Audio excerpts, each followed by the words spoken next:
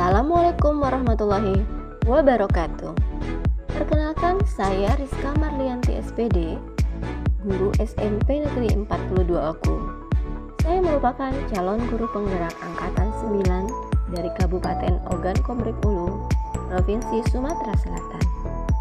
Berikut aksi nyata modul 1.4, diseminasi menyebarkan pemahaman dan pengalaman menerapkan budaya positif.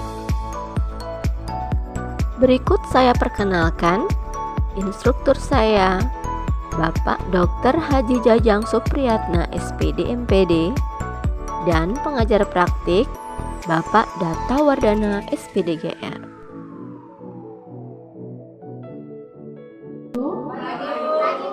Puji syukur hari ini kita bersama berkumpul di ruangan ini untuk bersama-sama mengikuti umpan balik dari destinasi yang telah Ibu Rizka Marlianti lakukan sebagai calon guru penggerak di angkatan 9. Hari ini kita akan mendengarkan, menerima, dan saling berbagi apa yang sudah dipelajari oleh Ibu Rizka untuk ditularkan kepada kita, dan harapannya kita juga akan menjadi calon guru penggerak untuk angkatan ke-11 ini.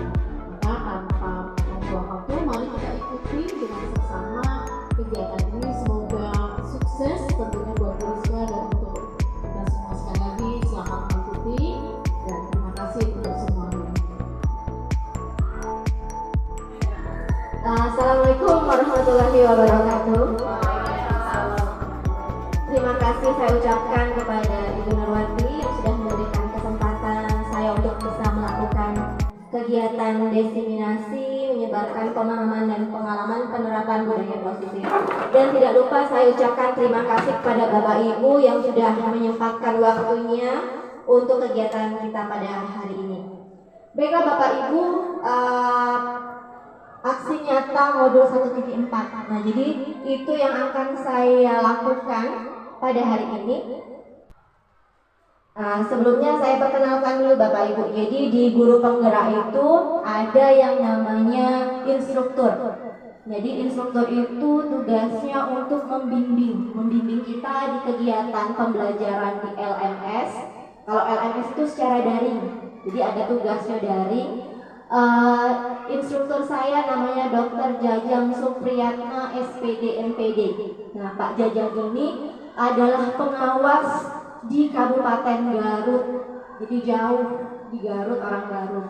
Ya, ini cuma ketemunya secara daring saja, seperti itu. Jadi bimbingannya, belajarnya melalui daring. Sedangkan pengajar praktik itu ada Bapak Data Wardana SPD GR. Nah, Bapak Data ini mungkin Bapak Ibu yang sudah pernah sempat ketemu. Beliau sudah 2 kali pendampingan dengan saya di sekolah. Nah, jadi Pak Data ini adalah pengajar praktik yang juga guru di SMA 3 Oku, seperti itu. Nah, jadi sedikit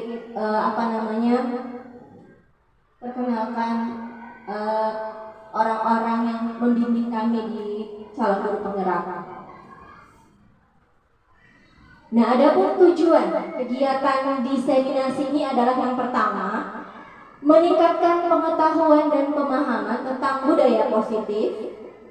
Yang kedua, berbagi pengalaman berupa praktik baik dalam menerapkan beberapa konsep inti dari budaya positif di sekolah. Nah, jadi kami di sini bukan belajar sendiri seperti itu. Jadi apa yang kami pelajari itu harus ditularkan atau dibagi dengan Bapak Ibu di sekolah. Nah, seperti itu. Nah, jadi selanjutnya, jadi saya cerita sedikit Bapak Ibu ya. Jadi di modul 1 ini hampir kurang lebih 2 bulan. Kami belajarnya kurang lebih 2 bulan. Modul 1 itu punya 4 bagian. Jadi ada modul 1.1 tentang filosofi pemikiran Ki Hajar Dewantara. Ada modul 1.2 tentang nilai-nilai dan peran guru penggerak. Ada modul 1.3 tentang visi guru penggerak, dan ada modul 1.4 tentang budaya positif. Nah, keempat modul tadi tujuan akhirnya itu Bapak Ibu untuk mencapai profil pelajar Pancasila. Nah, ini di modul 1.1 tentang filosofi pemikiran Ki Hajar Dewantara. Nah, jadi saya akan bagi sedikit Bapak Ibu inti dari modul 1.1 itu, yaitu bahwa pendidikan itu adalah menuntun. Nah, jadi menuntun itu yang seperti apa? Jadi menuntun itu diharapkan kita seorang guru itu harus mengetahui kodrat yang ada pada anak. Jadi berdasarkan Hajar Dewantara, anak itu memiliki kodrat alam dan kodrat zaman. Nah, tujuannya itu biar mereka mencapai keselamatan dan kebahagiaan setinggi-tingginya. Jadi menuntun, bukan lagi menuntut, seperti itu. Selanjutnya ada yang namanya istilah pendidikan menghamba pada murid. Menghamba ini bukan penghambaan kita seperti kepada Tuhan yang Bapak Ibu, maksudnya itu pendidikan itu harus berpihak pada murid sesuai dengan minat, bakat, dan kemampuan anak.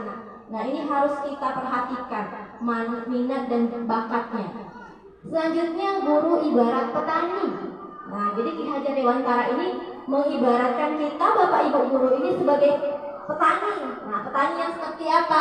Jadi sekolah itu diibaratkan sebagai lahannya, sedangkan murid itu adalah benihnya. Jadi kalau kita nanam padi, mungkin tidak akan tumbuh jagung. Nah, jadi ibaratnya kalau bakat anak kita ini misalnya main bola misalnya, nah jadi pasti tumbuhnya ya seperti itu, tidak bisa kita meminta yang lebih, ya. Nah, jadi itu yang harus yang ditekankan oleh Ki Hajar Dewantara di bab 1.1-nya. Di bab 1.2 ada nilai dan peran guru penggerak. Nah, jadi ternyata kita sebagai guru itu punya nilai yang harus kita miliki. Yang pertama itu mandiri, yang kedua reflektif, yang ketiga inovatif, yang keempat kolaboratif, yang kelima berpihak pada murid. Nah, itu nilainya. Sedangkan kita sebagai guru itu memiliki peran. Apa perannya? Peran memimpin pembelajaran, peran menjadi coach bagi guru lain, peran mendorong kolaborasi atau kerjasama, mewujudkan kepemimpinan murid dan menggerakkan komunitas praktisi. Nah, jadi mungkin tanpa disadari mungkin ada beberapa yang sudah kita miliki di sini. Nah, jadi ini harus kita pahami, oh ternyata saya sebagai guru ini harus punya nilai dan peran ini. Tuh ya. Baik, selanjutnya, nah ini ada di 1.3 tentang visi guru penggerak. Nah, sebelumnya di pendampingan kedua, mungkin ada Bapak Ibu yang ikut kemarin. Jadi kita sudah, Bapak Ibu sudah membantu kami dalam pendampingan individu, kita sudah merumuskan visi sekolah, ya kan, seperti itu. Nah, ini juga salah satu tujuan. Kenapa? Jadi dalam mewujudkan suatu perubahan di sekolah, seseorang guru penggerak haruslah memiliki visi yang tentu saja selaras dengan visi sekolah, serta dibutuhkan langkah-langkah yang tepat dalam mencapainya. Visi dapat terwujud dengan adanya kerjasama dari semua warga sekolah. Untuk mewujudkan visi, tentu diperlukan langkah konkret berbentuk suatu prakarsa perubahan sekolah. Kegiatan ini dilakukan dengan pendekatan inquiry apresiatif atau IA melalui tahapan bagja. Nah, jadi ada tahapannya Bapak Ibu. Jadi ketika kita merumuskan prakarsa perubahan, ada bagja. Bagja itu kepanjangannya dari B, buat pertanyaan utama, A-nya ambil pelajaran, G-nya gali mimpi, J-nya jabarkan rencana, dan A atur eksekusi. Nah, seperti itu. Jadi ada langkah-langkah dan ada rencana yang harus dilakukan terlebih dahulu. Nah, selanjutnya di bab 1.4 itu tentang budaya positif. Nah, coba. Jadi budaya positif di sekolah itu adalah terkait dengan pembiasaan yang baik. Jadi kita sudah melakukan pembiasaan yang baik meliputi sikap, tutur kata oleh seluruh warga sekolah. Nah, budaya positif ini dapat menimbulkan rasa aman dan nyaman baik oleh dari murid untuk murid maupun untuk guru kita, untuk guru. Nah, selanjutnya budaya positif ini juga mendorong untuk murid berpikir, bertindak, dan mencipta sebagai proses memerdekakan dirinya sehingga murid lebih mandiri dan bertanggung jawab. Nah, jadi budaya positif ini nanti namanya budaya Bapak Ibu ya, harus terus menerus, tidak mungkin sesuatu yang sudah dikatakan budaya itu melibatkan kebiasaan-kebiasaan yang sudah menjadi karakter. Nah, itu yang diharapkan. Itu ya. Kita lanjutkan lagi. Nah, di konsep-konsep inti budaya positif, nah ini, jadi ada materi. Di materi budaya positif ini ada 6 konsep. Nah, yang pertama itu disiplin positif dan nilai-nilai kebajikan universal. Yang kedua, memahami motivasi perilaku manusia berkaitan dengan hukuman dan penghargaan. Yang ketiga adalah pembuatan keyakinan kelas. Yang keempat, kebutuhan dasar manusia. Yang kelima ada posisi kontrol guru. Dan yang keenam ada penerapan segitiga restitusi. Nah, dari konsep-konsep inilah nanti yang akan kami bagi. Ada beberapa praktek baik yang sudah kami lakukan di kelas seperti itu. Nah, jadi untuk persamaan persepsi, Bapak Ibu, saya akan menjelaskan sedikit tentang konsep yang pertama, yaitu disiplin positif, nilai-nilai kebajikan universal. Nah, jadi kalau dengar kata disiplin, nih, kalau menurut Diana Gosen dalam bukunya tahun 2012, dalam bukunya tahun 2001, jadi disiplin itu berasal dari bahasa Latin. Disciplina, yang artinya belajar. Jadi disiplin itu belajar kalau bahasa Latinnya. Nah, disiplin diri dapat membuat seseorang menggali potensinya menuju kepada sebuah tujuan mulia, sesuatu yang dihargai dan bermakna. Itu makna aslinya. Nah, selanjutnya, disiplin diri juga mempelajari tentang bagaimana cara kita mengontrol dan menguasai diri untuk memilih tindakan yang mengacu pada nilai-nilai yang kita hargai agar tercapai tujuan mulia yang diinginkan.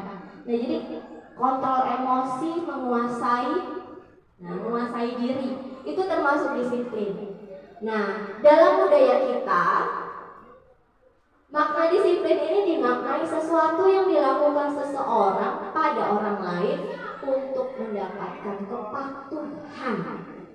Jadi kita sering sekali menghubungkan kata disiplin dengan ketidaknyamanan dan aturan-aturan seperti itu kan.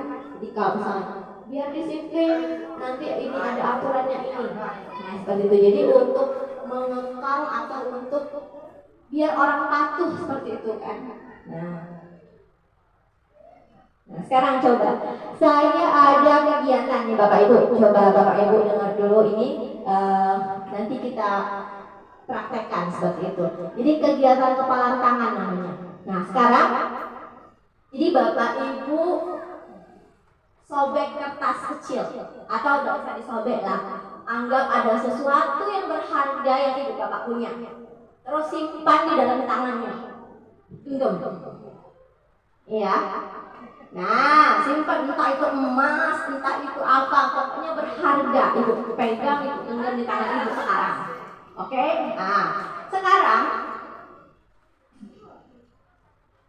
tanya nanti dengan teman yang dekat-dekatan. Mau tidak buka atau berbagi yang kita punya sangat berharga ini? Yo, siapa? Abu Nova sini maju ke depan boleh. Pegang kuat-kuat. Siapa? Bu Melda sini, Bu Melda. Coba anggap sesuatu berharga. Nah, sekarang.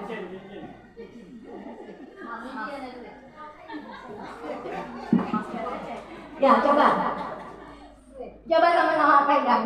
Nah, ini ada dia nih. Ya, pegang Ibu Menda juga pegang. Anggap sesuatu berharga ya, coba. Boleh tanya sama Bu Nova. Mau dah Ibu Nova kasih. Boleh dipuju Ibu Novanya, boleh dirayu. Ayo.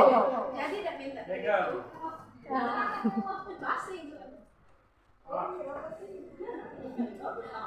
Coba, boleh Kak coba. Puji rayu. Boleh kan? Mau dah Ibu Nova kasih. Karena berharga sekali. Iya, pegang sama-sama punya. Coba. Minta dulu. Boleh minta.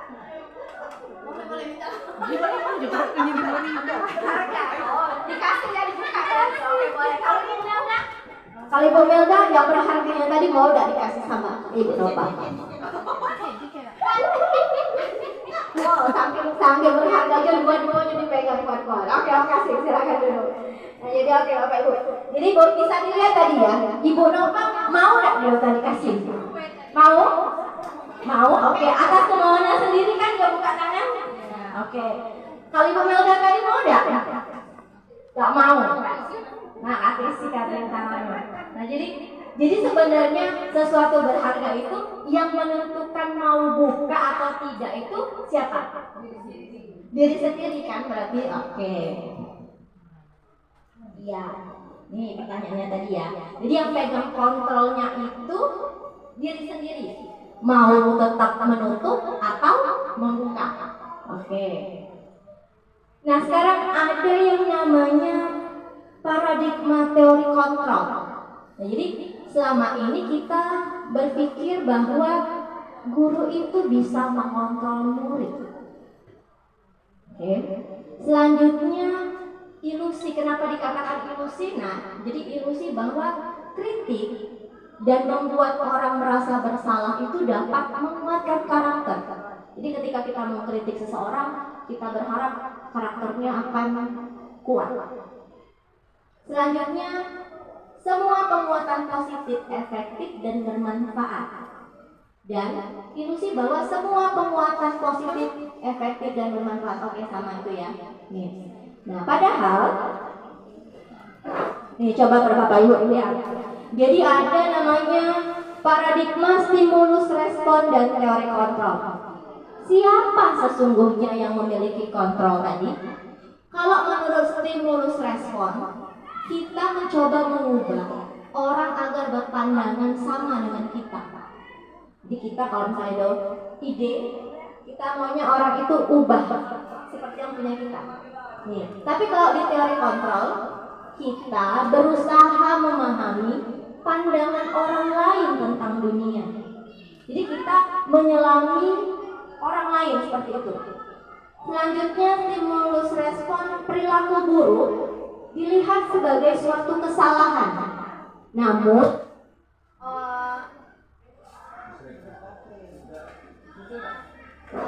namun kalau menurut teori kontrol, setiap perilaku itu pasti punya tujuan. Itu ya, setiap perilaku itu pasti punya tujuan.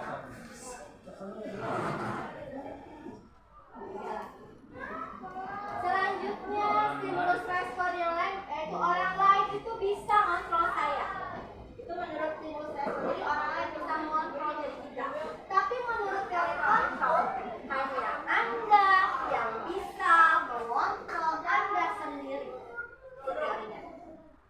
Teori stimulus respon, saya bisa mengontrol orang lain. Tetapi menurut teori kontrol, Anda tidak bisa mengontrol. Selanjutnya menurut stimulus respon itu pemaksaan ada pada saat didikan gagal. Jadi kalau kita gagal setuju, kita boleh maksa. Tapi kalau di teori kontrol, kolaborasi dan konsensus menciptakan pilihan baru. Jadi kita ngobrol. Jadi maunya apa, mau diobrolkan. Jadi nanti ketemu jalan tengahnya. Itu menurut teori kontrol. Dan selanjutnya menurut stimulus respon itu ada model berpikirnya menang atau kalah. Ya, menang atau kalah. Sedangkan untuk teori kontrol itu model berpikirnya menang sama menang. Jadi dia cari capek yang kalah, semuanya menang. Jadi kita harus mengubah paradigma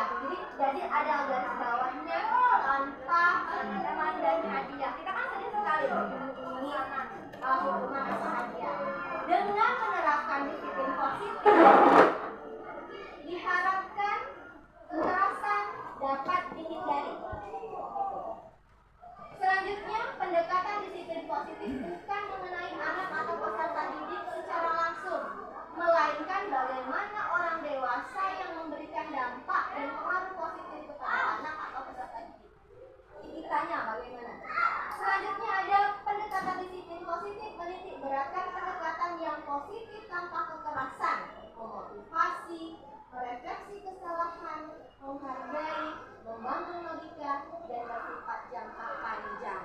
Jadi seperti itu. Jadi disiplin positif ini Bapak Ibu bukan apa ya? Tadi yang harus ditekankan, dia akan tumbuh dari dalam diri anak, bukan karena kita paksa, bukan karena mau hadiah, dan jangka panjang. Kan kalau hadiah kan saat itu dia semangat, nanti kalau udah kasih hadiah tidak semangat lagi. Itu yang diinginkan.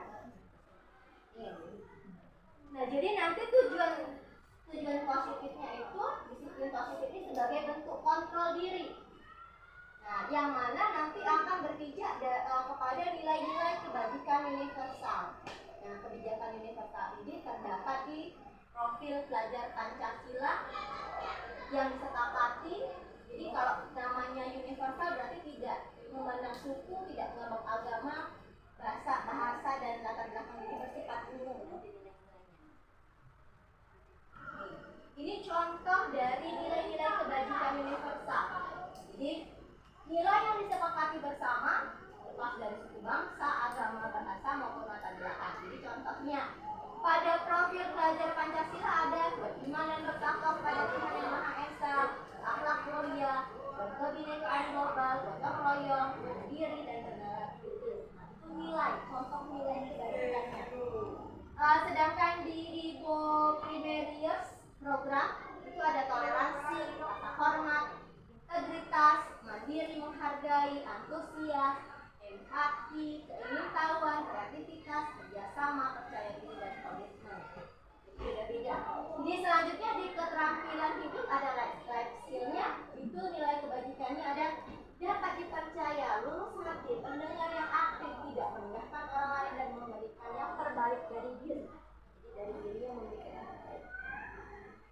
Jadi sebelum kita masuk ke teori motivasi, hukuman dan penghargaan institusi, boleh kita explain bentar. Jadi saya ada tepuk. Nah, jadi biar tidak melambung-melambung. Nah, jadi ada tepuk. Kalau saya bilang tepuk 1, berarti Bapak Ibu tepuknya di depan dada 1 kali. Ya. Kalau saya bilang tepuk 2, tepuknya 1 ke kanan, 1 ke kiri.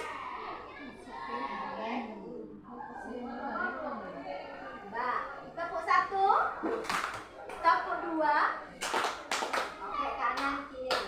Tepuk 3, kanan kiri atas. Oke, tepuk 3, coba tepuk 3. Jadi nanti kalau kompak dia akan menghasilkan irama yang sangat bagus. Tepuk 3 tadi ya, tepuk 4, kanan 2 kali tapi agak cepat. Tuh. 4 itu ya. Oke, coba tepuk 4. Nah, tepuk 5 2 kali tambah atas 1. Tepuk 5. Coba saya ulang lagi, tepuk 5. Oke, tepuk 1 2. Konsentrasi. 1 2 3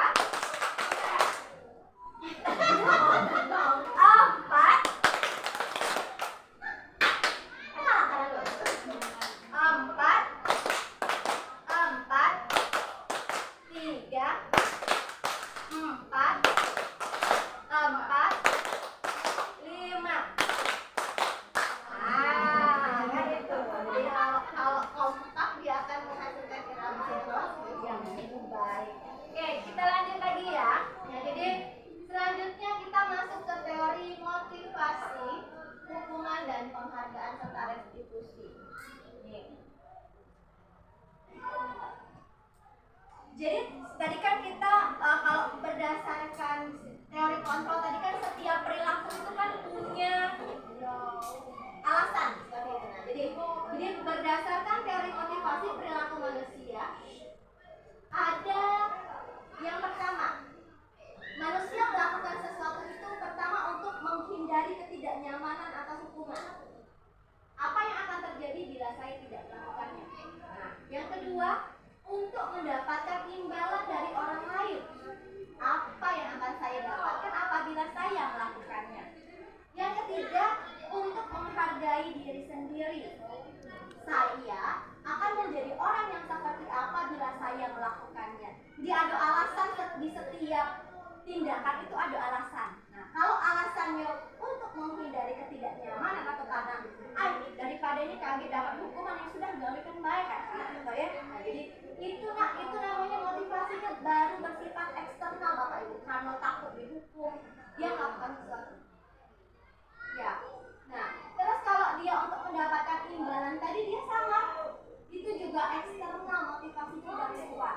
Ketika tidak ada hadiah, dia tidak lagi bersemangat. Nah, ini yang kita cari untuk menghargai diri sendiri. Jadi dia tahu, oh kalau aku melakukan ini kebaikan untuk aku. Nah, itu yang namanya motivasi internal yang tujuannya bermuara pada disiplin positif tadi.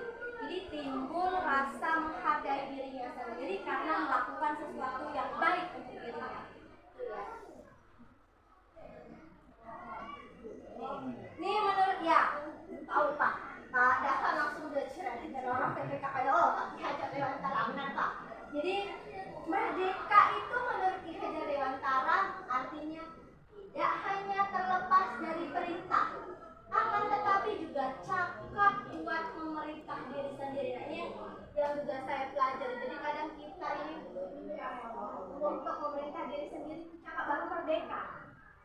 Jadi bukan hanya kita lepas dari perintah-perintah, tapi kita bisa memerintah atau kita untuk diri kita sendiri kayak gitu.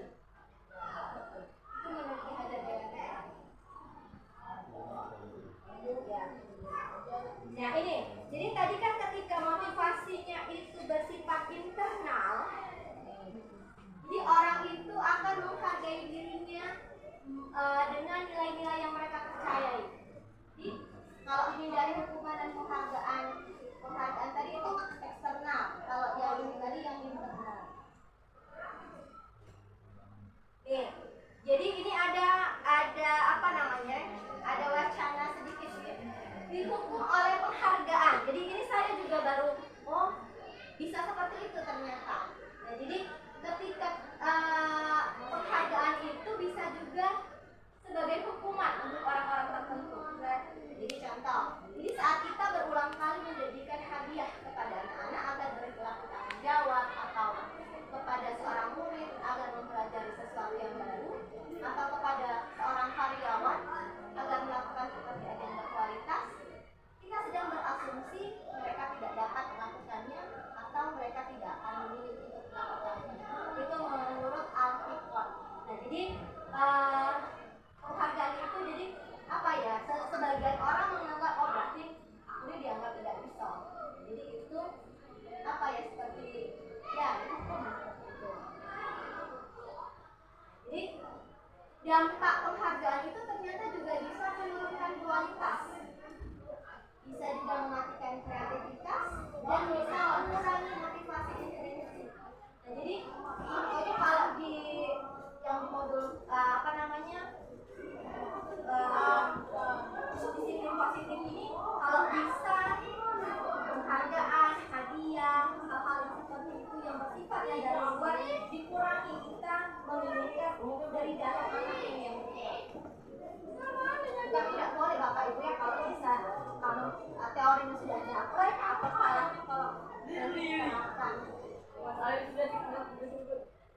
Nah, jadi bentuk tindakan gurunya ketika kita memberikan hukuman, apa yang akan dirasakan siswa itu pasti bentuknya negatif. Nah, tapi ketika kita melakukan ada namanya konsekuensi, ini sifatnya netral. Nah, coba saya punya tabel, boleh Bapak Ibu baca. Jadi ketika tindakan gurunya seperti ini, apakah hukuman, apakah konsekuensi? Untuk soal pertama ya. Jadi ya nanti boleh angkat tangan, yang mengatakan hukuman boleh angkat tangan, yang mengatakan itu konsekuensi boleh angkat tangan. Jadi sekarang mencatat 100 kali di dalam buku kalimat. Saya tidak akan terlambat lagi karena terlambat ke sekolah. Jadi ada siswa terlambat sekolah, kita kasih dia tugas nyatet 100 kali di buku. Nulis saya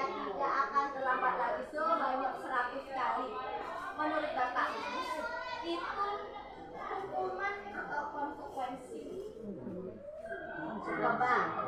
Apa adalah? Hukuman. Kamu berapa apa? Enggak. Konsekuensi berarti ya. Oke, kamu Ica? Konsekuensi. Enggak? Apa? Konsekuensi. Mamai? Konsekuensi. Konsekuensi. Coba, Pak Gus? Hukuman. Bapak ngomong itu hukuman sudah. Oke, kita lihat ya jalannya ya. Oke, selanjutnya yang kedua. Lari mengelilingi lapangan basket 2 kali karena terlambat hadir ke sekolah. Hukuman. Oke, itu sepakat ya hukuman ya. Oke. Yang ketiga, murid diminta untuk push up 15 kali karena tidak menggunakan masker ke sekolah. Hukuman. Ada yang beda, ada yang konsekuensi tuh.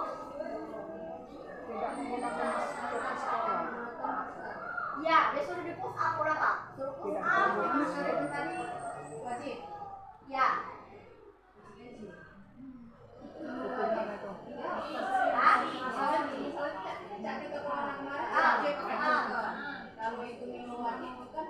Berarti apa berapa? Ya, jadi konsekuensi. Oke, ada yang konsekuensi ya. Jadi coba yang nomor 3 yang push up itu siapa yang menganggap itu hukuman? Coba angkat tangan dulu. Nah, oke. Yang menganggap konsekuensi berarti? Hah? Tidak.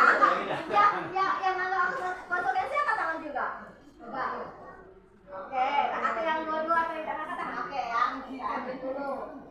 Yang keempat, membersihkan tumpahan air di meja tulis karena tersenggol pada saat belajar. Konsekuensi. Oke, yang nomor 4 kompak konsekuensi.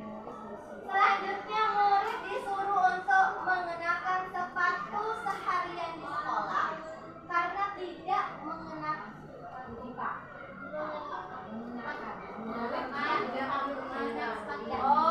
mengenakan sepatu seharian di sekolah. Ya, karena dia tidak menggunakan sepatu hitam. Maksudnya membuka sepatunya, tidak pakai sepatu kayaknya. Ya, tidak menggunakan sepatunya di sekolah karena dia tidak menggunakan sepatu hitam seperti apa yang ada di aturan. Menurut Bapak Ibu itu apa? Konsekuensi? Oke. 1, 2, 3, 4. Yang keenam. Lari mengelilingi lapangan basket 2 kali karena terlambat 10 menit untuk pelajaran PJOK. Hukuman? Bunuh bela apa? Dari lapangan. Ya, apa? Ya, apa beda jawabannya? Hukuman? Dari hukuman. Bela apa bela? Konsekuensi karena pelajaran PJOK ini. Oh, karena dia pelajaran PJOK. Oke. Selanjutnya mengganti kertas tugas teman yang telah dicoret-coret. Konsekuensi. Coba kita lihat hasilnya ya. Ini harus buat visi kok tidak mau lihat ya. Oke, kita lihat hasilnya. Jadi walaupun bukan secara fisik yang disakiti ya. Jadi kan mungkin alasannya apa Bu? Kenapa nomor 1 tadi tidak dianggap sebagai hukuman? Saya tidak akan terlambat. Mungkin memberikan. Tadi kan melihatnya tadi kan yang nomor 1 mencatat tadi kan konsekuensi kan? Gapo itu menganggap itu konsekuensi bukan hukuman. Karena tidak hukuman fisik kan itu. Mungkin mengajari mereka disiplin tidak terlambat lagi. Nah, jadi perlu kita ini bahwa hukuman itu bukan hanya fisik, tapi ketika kita membuat tidak nyaman dan lain-lain itu namanya hukuman. Dan biasanya bersifat spontan, marah dan lainnya spontan. Nah, tapi ketika kalau konsekuensi itu biasanya sudah dibicarakan terlebih dahulu dan kesepakatan dari tindakan apa yang sudah kita lakukan. Jadi tadi hukuman konsekuensinya ada membersihkan tumpahan air di meja. Nah,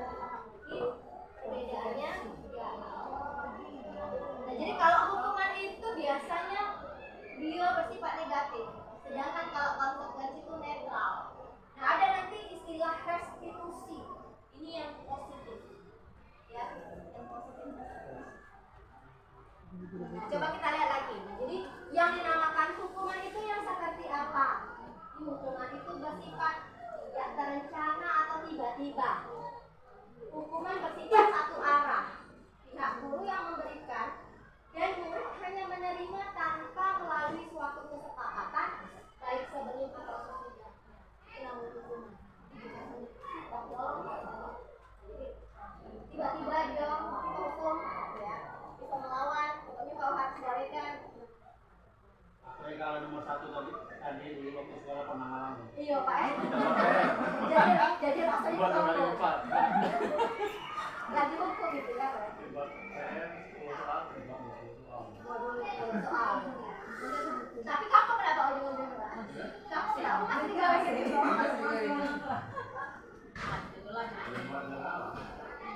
Nah, selanjutnya ada tadi istilah konsekuensi. Jadi konsekuensi ini sifatnya sudah terencana atau sudah disepakati sebelumnya, sudah dibahas dan disetujui oleh guru dan murid yang sudah janjian dulu. Peraturan dan konsekuensi yang diikuti itu sudah diketahui sebelumnya oleh murid dan guru senantiasa memonitor murid. Hal ini membuat murid tidak nyaman untuk jangka waktu pendek. Tapi biarkan diri tidak nyaman. Langkah tata tertib termasuk budget. Ya, Sepakat tak? ya, sepakat tuh Pak ya. Nah, ini yang bagus tadi yang positifnya. Ada nanti istilah restitusi. Jadi proses menciptakan kondisi bagi murid untuk memperbaiki kesalahan mereka sehingga mereka bisa kembali pada kelompok mereka dengan karakter yang lebih kuat.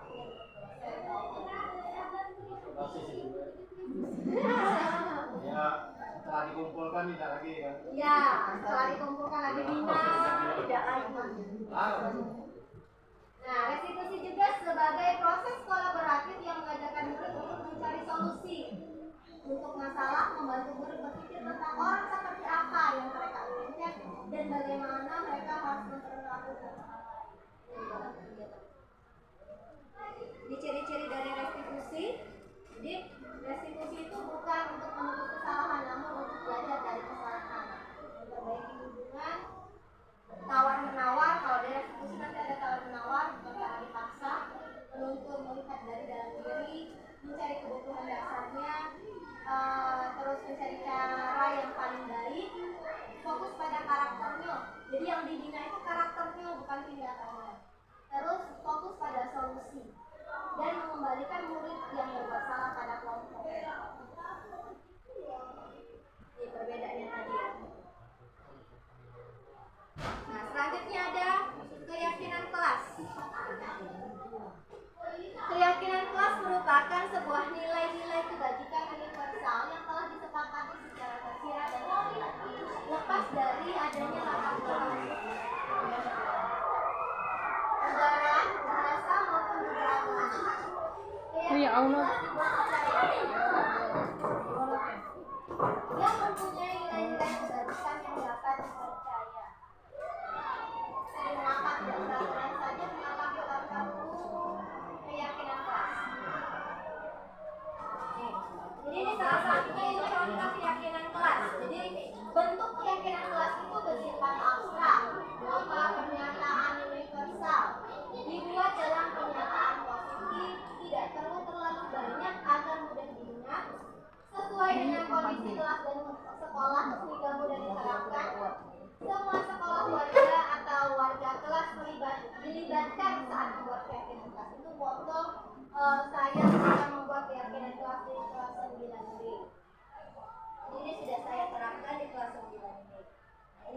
Jadi peraturan kelas itu nanti akan melihat keyakinan kelas. Dari keyakinan kelas itu akan berdampak lingkungan positif dan akhirnya nanti akan membentuk budaya positif. Ini praktik yang sudah saya lakukan pembuatan kelas keyakinan kelas di 9B. Nah, jadi pada praktiknya pertama kita menggali dulu peraturan-peraturan kelas yang perlu disepakati.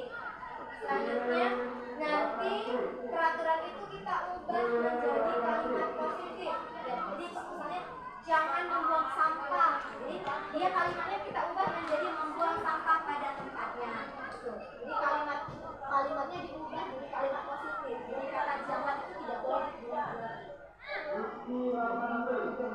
Ini ketika anak menempelkan peraturan tadi jadi nilai kebajikan, selanjutnya melakukan kegiatan pendalaman. Jadi apa keyakinan apa yang tidak itu untuk keyakinan kelas. Selanjutnya melakukan pendalaman keyakinan kelas tentang tugas saya dan tugas saya. Ini hasilnya. Jadi kelas 9B itu kemarin sudah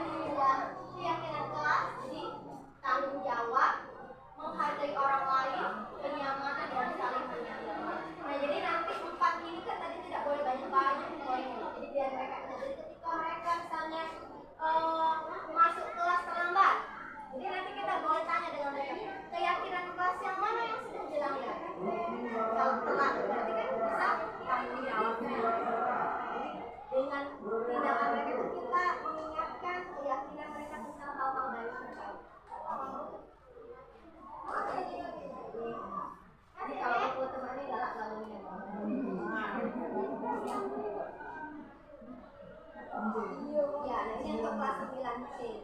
9C sama langkah-langkah dasar.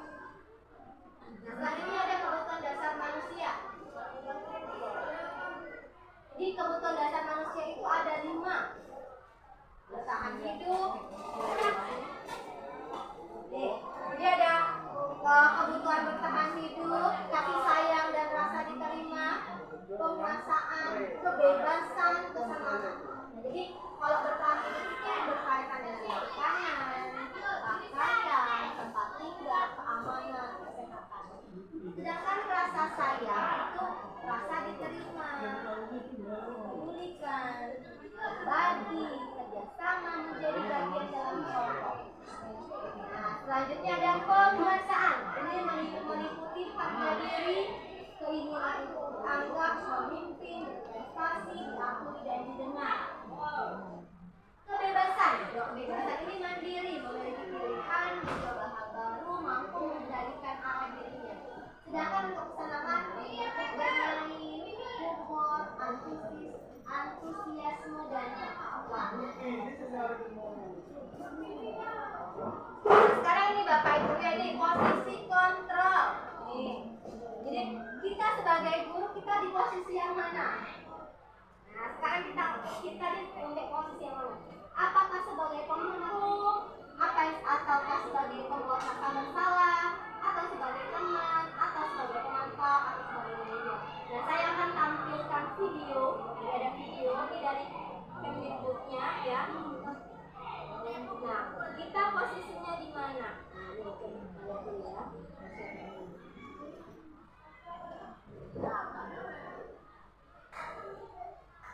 Nih, kalau posisi penghukum, boleh kita lihat.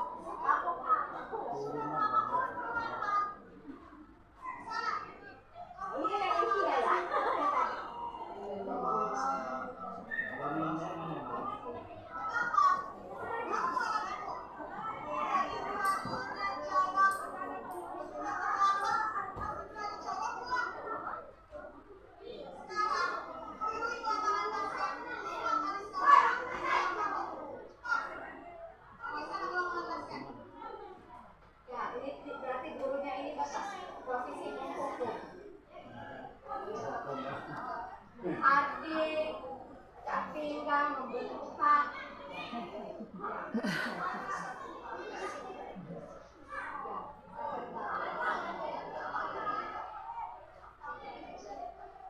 Dampaknya Bapak Ibu. Ya, mulutnya menjadi pendendam. Tidak suka sama guru yang tadi dan mata pelajaran ini pasti kena dampak. Ini posisi yang kedua. Posisi pembuat rasa bersalah.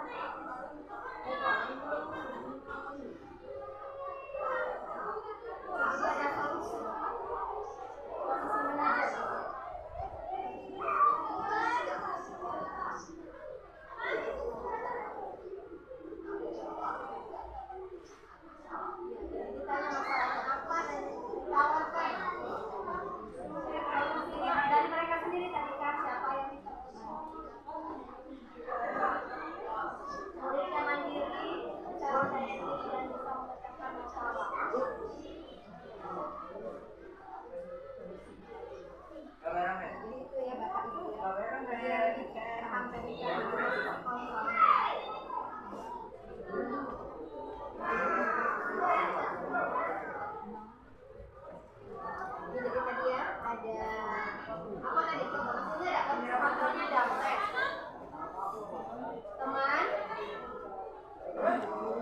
penghukum, manajer, pemantau, satu lagi, pembuat rasa bersalah. Jadi dia ada kalimat-kalimat yang sudah mencirikan ya, seperti itu ya. Nah, jadi kalau misalnya ini, kalau ada pernyataannya seperti ini nih, contoh ya. Nih, saya kecewa sekali dengan kamu. Nah, kira-kira siapa yang mengatakan itu? Rasa bersalah. Oke. Sekarang kalau yang kedua, kamu tidak pernah benar melakukannya. Ayolah, lakukan demi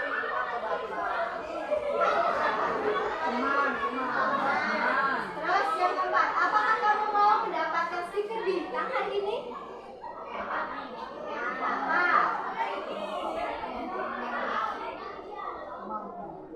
Pemantau?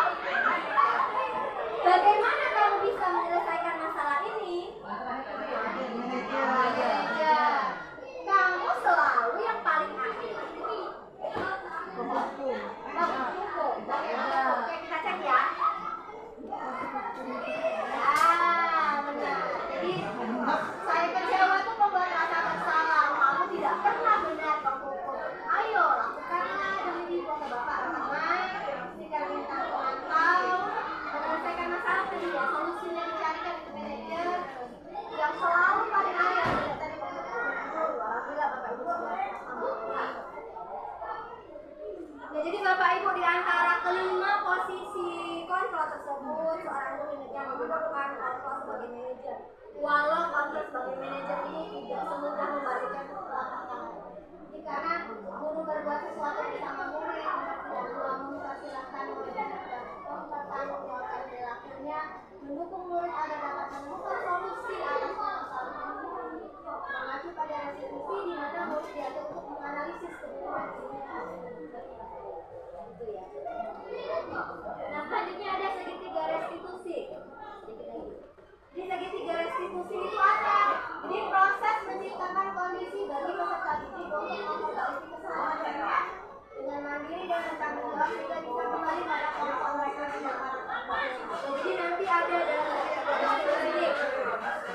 Ada 3 langkah dalam segitiga restitusi. Jadi ada istilahnya langkah menstabilkan identitas, langkah validasi kebutuhan, dan langkah menanyakan keyakinan. Jadi langkah-langkah ini harus dimiliki ketika kita melakukan restitusi atau perbaikan tadi. Contoh ya, ketika menstabilkan identitas yang kita lakukan adalah berdasarkan prinsip membuat kesalahan adalah bagian proses pembelajaran.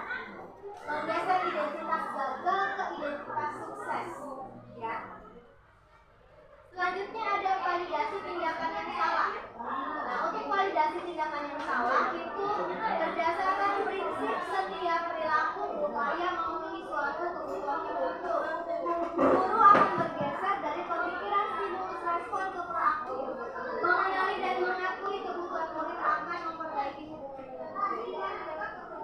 Langkah selanjutnya adalah menanyakan keyakinan, di mana pada langkah ini murid-murid akan diberi pertanyaan-pertanyaan bermakna untuk menumbuhkan motivasi secara intensif, mampu mengaitkan keyakinannya dengan tindakannya yang salah. Nah, berikut ini adalah praktik baik penerapan segitiga restitusi yang sudah saya lakukan. Jadi saya sudah melakukan ini. Memang kalau untuk di demonstrasi kontekstual tugasnya Bapak Ibu ini kita sendiri yang buat skenario-nya. Jadi kita buat skenario, buatlah ini. Jadi nanti saya tampilkan.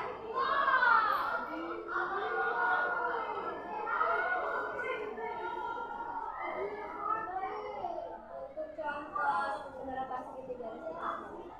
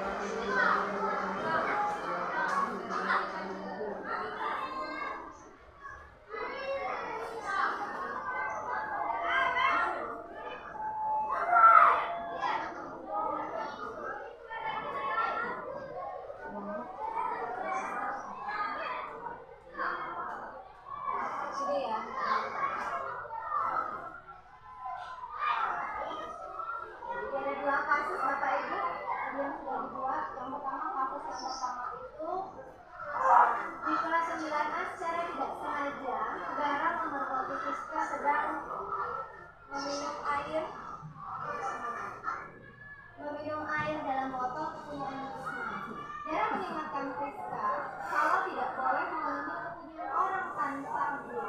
Namun Friska tidak tenang dan mengancam Dara. Jika kejadian ini sampai diketahui Rizka dan Dewi, namun Dara tetap melaporkan masalah ini ke Ibu Rizka dan Ibu Rizka akan memanggil Friska ke kantor. Itu skenario-nya. Dia percakapannya untuk menerapkan tiga restitusinya tadi Bapak Ibu ya. Jadi kan ada 3 tahapannya tadi kan.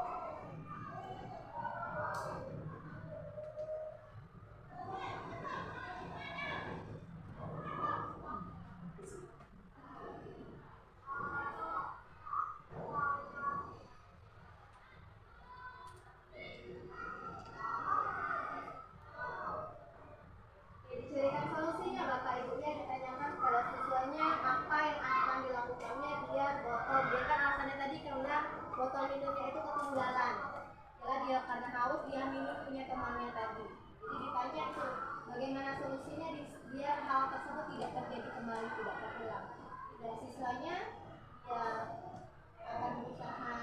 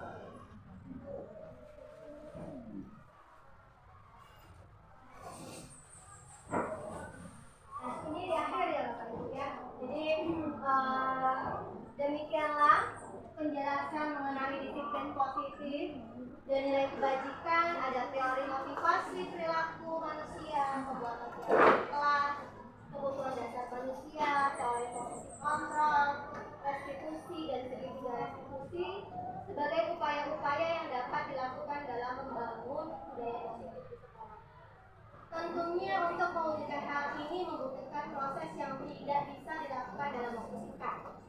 Selain itu, proses ini juga membutuhkan keterlibatan semua teman masing-masing sekolah. Jadi untuk membentuk budaya sekolah dengan berfokus pada kebutuhan murid dan pertumbuhan karakter positif bukanlah hal yang mudah, tetapi kita akan berhasil melaluinya dan merencanakan yang terbaik untuk murid-murid dan sekolah kita. Jadi buah dari kerja keras ini nanti akan kita lihat ketika kita menyadari bahwa murid kita tumbuh menjadi seorang dewasa yang sukses di pekerjaan, di kehidupan, dan relasinya dengan orang lain dengan karakter yang memiliki integritas tinggi, bertanggung jawab, dapat diandalkan, berbudi pekerti, dan bermanfaat bagi lingkungan dan negara. Jadi mudah-mudahan itu tadi Bapak Ibu. Jadi demikianlah yang bisa saya sampaikan. Jadi ada pantun lama ini untuk Irian Cendrawasih. Cukup sekian saya ucapkan terima kasih. Oke, wassalamualaikum warahmatullahi wabarakatuh. Waalaikumsalam. Apakah ada yang ingin ditanyakan seperti itu? Tidak ada. Oke, saya mau kalau untuk refleksinya bagaimana? Kesan-kesannya ketika setelah mengikuti ini boleh satu orang? Perwakilan? Tahu. Boleh ke depan Bu Widya? Oh iya. Iya, iya. Oh kalau tadi. Ya.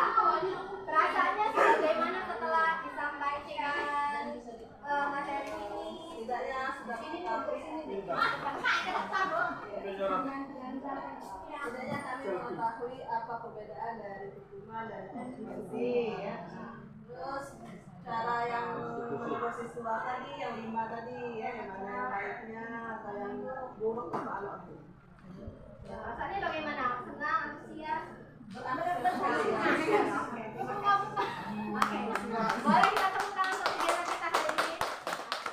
Oke Bapak Ibu ya, semoga apa yang budaya positif tadi bisa kita terapkan di sekolah kita bersama-sama berkolaborasi biar karakter profil Pancasilanya bisa kita tanamkan di murid-murid kita. Oke, saya ucapkan terima kasih. Saya akhiri. Wassalamualaikum warahmatullahi wabarakatuh. Waalaikumsalam warahmatullahi wabarakatuh. Oke.